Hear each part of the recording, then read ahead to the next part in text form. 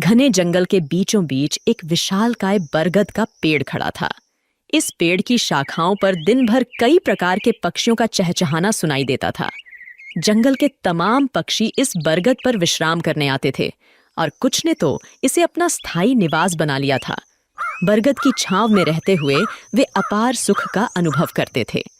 जब हम किसी जगह या व्यक्ति के साथ लंबे समय तक रहते हैं तो हमें उनसे लगाव हो जाता है। यही हाल इन पक्षियों का था जिन्हें बरगद से गहरा प्रेम हो गया था। एक दिन जंगल में भयंकर सूखा पड़ गया। कई वर्षों से बारिश नहीं हुई थी और पेड़ पौधे सूखने लगे। बरगद भी पानी के अभाव में सूखने लगा और पक्षियों ने धीरे धीरे उसे छोड़ना शुरू कर दिया।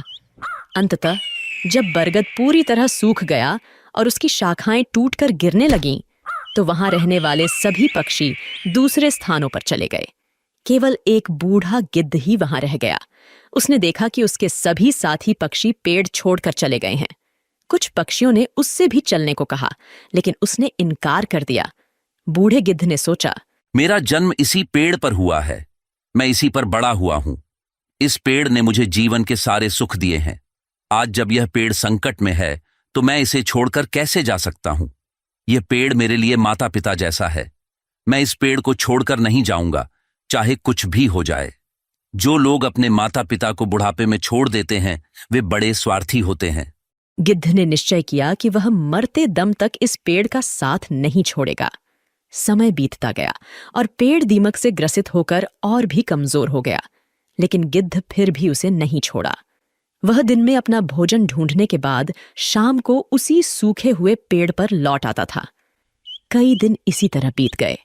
जो पक्षी पेड़ को छोड़कर चले गए थे, उन्होंने सोचा, गिद्ध काका अभी भी उस सूखे पेड़ पर रह रहे हैं। वे सब उसे समझाने के लिए वापस आए और उससे बोले, गिद्ध काका, यह पेड़ अब मर चुका है।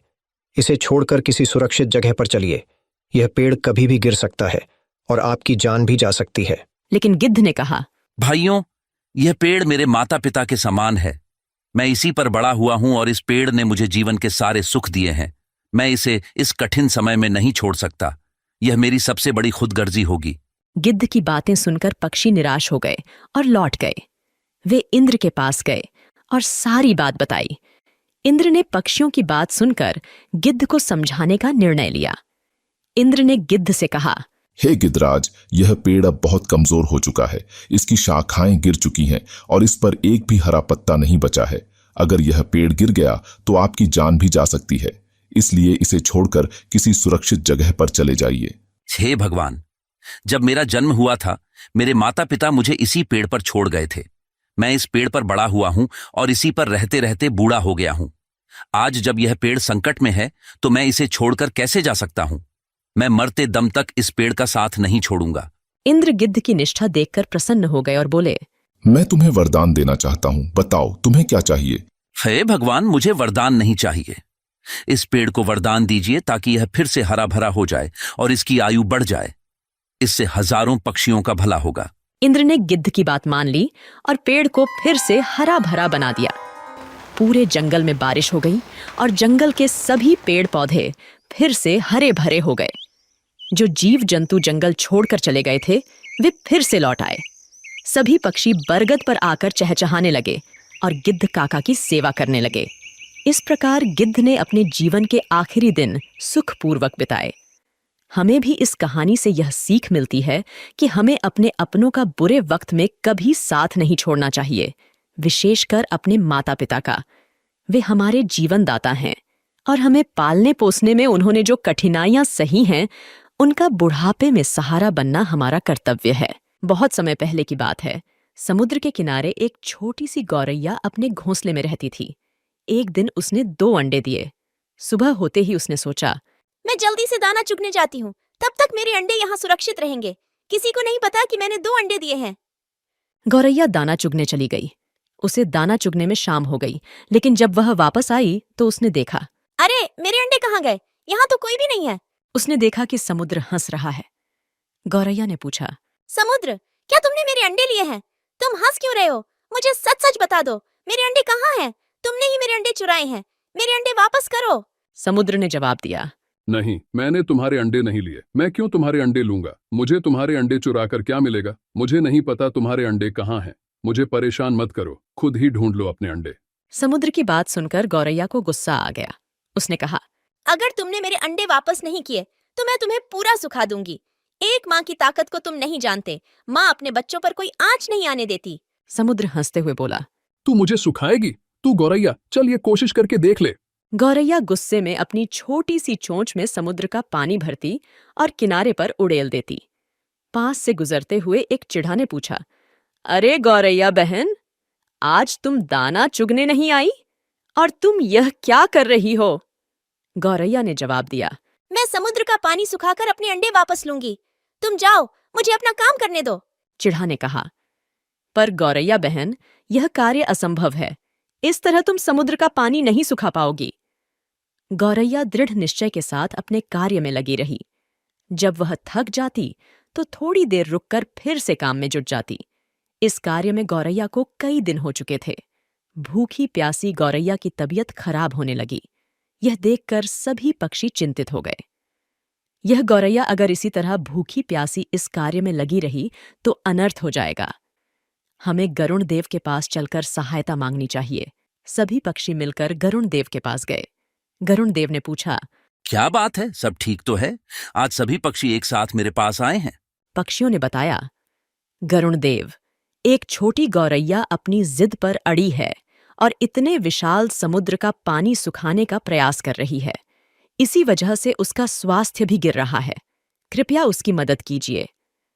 गरुण देव समुद्र तट पर गौरैया के पास गए और बोले, गौरैया, मेरी चोंच थोड़ी बड़ी है। क्या इस कार्य में मैं तुम्हारी कुछ सहायता करूं? नहीं गरुण देव, आप मेरी वजह से परेशान मत होइए। ये मेरी लड़ाई है, मैं इसे खुद लड़ूंगी। मुझे कोई मदद नहीं चाहिए। गरुण देव ने सोचा, बच्चों की वजह से यह चिड़िया किसी की नहीं सुनेगी। इसके लिए अंडों को ढूंढने से ज्यादा महत्वपूर्ण कोई कार्य नहीं है। मुझे भगवान श्री हरि के पास जाना होगा और उनसे विनती करनी होगी। गरुण देव भगवान विष्णु के पास गए और प्रार्थना की, हे नारायण, आपकी जय हो। कृपया हमारी सहायता कीजिए। एक नन्ही गौरैया समुद्र का पानी सुखाने की ठान बैठी है, जो कि संभव नहीं है। उसका स्वास्थ्य भी गिर रहा है। पक्षीराज गरुण, मैं इस गौरैया के दृढ़ निश्चय से बहुत प्रसन्न हूँ। हे समुद्र देव, आप पीछे हट जाइए और गौरैया को उसके अंडे लेने दीजिए। आज एक माँ अपने बच्चों की रक्षा के लिए कोई भी जोखिम उठाने के लिए तैयार है, इसलिए मैं गौरैया के साथ हूँ।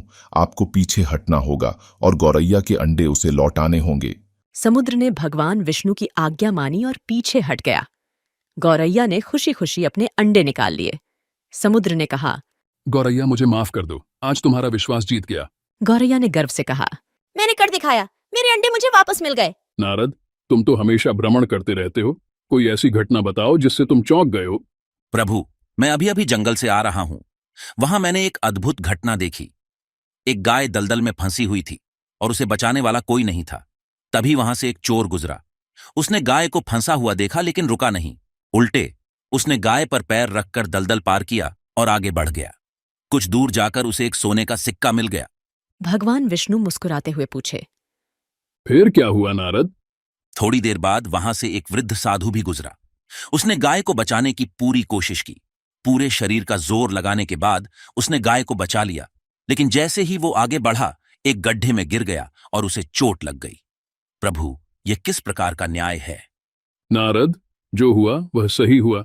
चोर की किस्मत में उस दिन खजाना लिखा था, लेकिन उसने पाप किया, इसलिए उसे सिर्फ एक ही सिक्का मिला। वहीं साधु के भाग्य में उस दिन मृत्यु लिखी थी, परंतु उसने गाय को बचाकर अपने पुण्य बढ़ा लिए और उसकी मृत्यु एक छोटी सी चोट में बदल गई। इंसान के कर्म ही उसका भाग्य तय करते हैं। अब नारद मुनि को सारा माजरा समझ आ गया था। प्रभु, अब मुझे समझ में आया। हमें हमेशा अपने जीवन में अच्छे कर्म करते रहना चाहिए।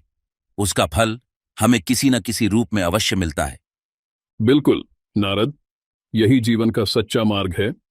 प्राचीन समय में राजा जनक की पुत्री सीता से जुड़ी अनेक कथाएं प्रसिद्ध हैं। एक ऐसी ही कथा है जिसमें एक तोते ने माता सीता को श्रीराम से वियोग का श्राप दिया, जिसके कारण गर्भावस्था के दौरान माता सीता को श्रीराम से दूर रहना पड़ा। एक दिन की बात है, जब छोटी सीता अपनी सहेलियों के साथ बगीचे में खेल रही थीं। बगीचे के एक पेड़ पर तोते का एक जोड़ा बैठा था और वे आपस में बातें कर रहे थे। इस युग में राम नामक एक प्रतापी राजा होंगे और उनकी अद्वितीय पत्नी सीता होंगी। श्री राम सभी राजाओं को अपने अधीन कर लेंगे और देवी सीता के साथ 11,000 वर्षों तक राज करेंगे। धन्य है श्री राम और धन्य है सीता। ये सुनकर सीता का ध्यान उस ओर गया। अपने विवाह की बात सुनकर वह उत्सुक हो गईं और उस तोते से पूरी कथा सुनने की इच्छा की। उन्होंने अपनी सहेलियों से तोते को पकड़कर लाने को कहा। सहेलियों ने तोते को पकड़कर सीता के पास लाया।